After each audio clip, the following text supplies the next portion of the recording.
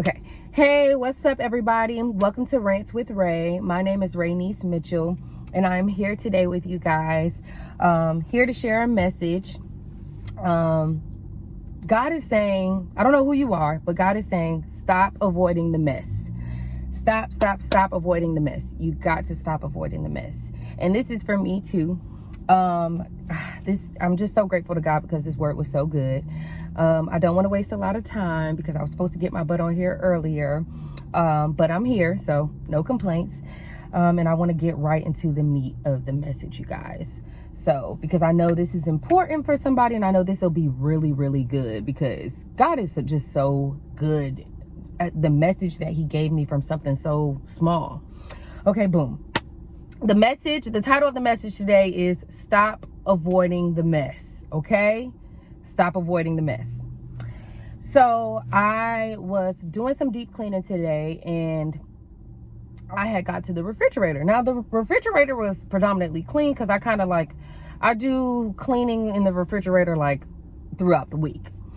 But it was this one spot by my sea moss package, and it was a little bit of juice from the sea moss that had leaked out. Now, when I first seen this spot, it was like, I don't know if you guys know what sea moss looks like, or like what type of substance it is, but it's kind of like it has like an applesauce type of substance. It's more kind of like a liquidy sauce. You know what I'm saying? So when it first, because I seen it probably like Tuesday or Wednesday, but for some reason I kept feeling the need to, like, my urge to go and, like, OCD to go and clean it up, but for some reason I didn't. I left it there. But, well, I know the reason now. But anyway, so I kept looking at it all week. I kept avoiding it, even though it was like on my heart to clean it up. I still was just not doing it. And when I went to go and clean it up today, when I opened the refrigerator and I saw it, you guys. Now, oh, I missed the part. Okay, so on Tuesday, I seen the spot, I wiped it up, and then on that Wednesday, it was like the sauce had leaked out again somehow, or got out of the sea moss package. And then that's why I kept leaving it. Okay, so I left that out. But anyway, boom. So the sea moss, when it first was on there, it was kind of like soft. It was still kind of like the applesauce substance.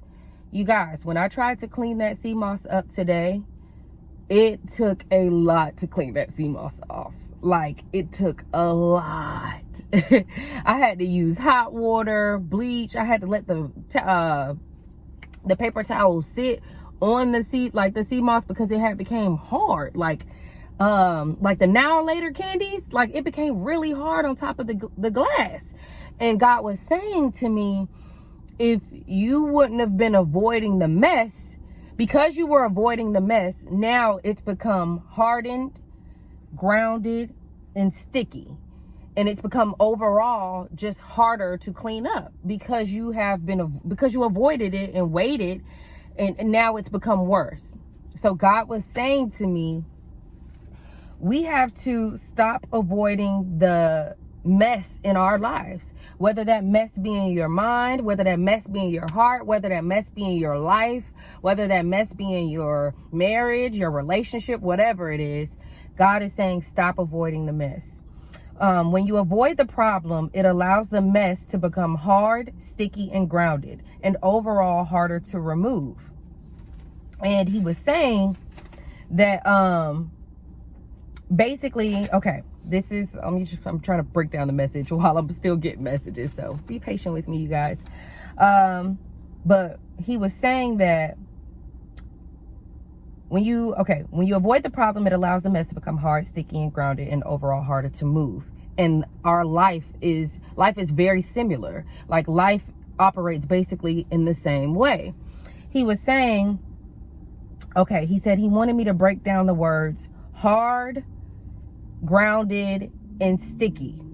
So he said these words stand out, but he wanted me to break down how these words correlate to us in our real lives, and how we handle the messes in our real lives, and how they affect us. So he was saying, with the word hard/hardened, when we avoid the mess in our life, it can harden our heart unconsciously because you become complacent, unsatisfied, and stuck in the mess you created or allowed to be created. And when you feel like that, it means that the mess has already started to spread. And a spiritual fast needs to take place to break the cords.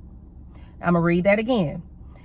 He said, for the word hard/harden, when we avoid the mess in our life, it can harden our heart unconsciously because you become complacent, unsatisfied, and stuck in the mess that you created or allowed to be created. And when you feel like that, it means that the mess has already started to spread and a fast needs to take place to break the cords. So when we avoid the mess in our lives, it hardens our heart unconsciously. I was like, God, that is so good and so deep. So he also led me to look up the word, the definition of hard/harden. And I was like, well, God, I kind of know what that means. He was like, just be obedient. Listen to what I said, do. Okay. I'm sorry, y'all. Let me get to it. So for the word harden, I went to point 2 on the first definition of Google, and it says utterly fixed in a habit or way of life seen as bad. Y'all, I have never seen that definition for hard or hardened before. It says utterly fixed in a habit or a way of life seen as bad. Then he told me to get on, look up the Strong's Concordance or look into Bible Hub for the definition of harden as well. And it says resistance or insensitivity to God's voice or will. It says resistance or insensitivity to God's voice or will. I'm like, what? Put it on the floor then, God dang. You just gonna bust it down like that? Y'all, I was like, this is so good. OMG. Okay, next. Y'all, that was just so good. So that's it for the word hard/harden. Now the next word, so remember I said it's 3 words: hardened, grounded, and sticky. Okay, so now we're gonna move on to grounded. He said, when we avoid the mess in our life, it allows room for your problems to become grounded in your life. And you will slowly but surely become grounded in your problems. Now again, when we avoid messes in our life, it allows room for our problems to become grounded in our life. And you will slowly but surely become grounded in your problems. So as your problems become grounded in your life, you will become grounded in your problems. And the definition, he wants me to say, when you become grounded, as your problems start to become grounded in your life, it's like an unconscious thing, and it's gradual. It's slowly. It's not something that pops up overnight. It's something that happens little by little every day, which is why when you feel the urge to address something or to work on something or to fix something or to start something and you don't, you start to feel this feeling of guilt or anxiety or fear, stress, worry, and that's because you're avoiding the mess, whatever that mess may be, so the definition he gave me, told me to write down for grounded was, on Google, it says the informal definition, it says grounded, of a child being punished, not allowed to participate in social or recreational activities. I'm gonna read that again. Grounded, a child being punished, is in parentheses, and it says not allowed to participate in social or recreational activities. He was saying that when you avoid the mess in your life, your problems become grounded in your life and you become grounded in your problems. And when that happens, it's like it takes, when you're grounded, when your problems are grounded in your life and you're grounded in your problems, it takes the joy out of life because you're always focused on your problems, what's going on, how this gonna get done, who gonna do that, who gonna pay for this, da da da da da. And it just becomes where it feels like you're constantly being punished, and life starts to feel like you're not allowed to participate in anything outside of your worries, your problems, your responsibilities. You know what I'm saying? So basically, avoiding the mess causes your problems to be grounded in your life, and you to be grounded in your problems, to where you won't even be able to live life. You're going to be surviving. You know what I mean? Like a lot of us out here are doing. And then the next definition, when I looked up Strong's Concordance, it says word origin, derived from the Greek verb edo, meaning to eat or to consume, metaphorically referring to the ground or surface that consumes what is upon it. I'm gonna read that again. Derived from the Greek verb edo, meaning to eat or to consume, metaphorically referring to the ground or surface that consumes what is upon it. Meaning so y'all, this is so freaking deep. God is so good. So derived from the Greek verb, that's not what I meant to read. Meaning to eat or to consume, metaphorically referring to the ground or surface that consumes what is upon it. Let me read that again. Referring to the ground or surface that consumes what is upon it. And I'm reading my notes, y'all. I'm sorry. I know y'all looking like, what I'm reading? My notes, the message for the day. But anyway, basically saying what he told me before I looked up the definition.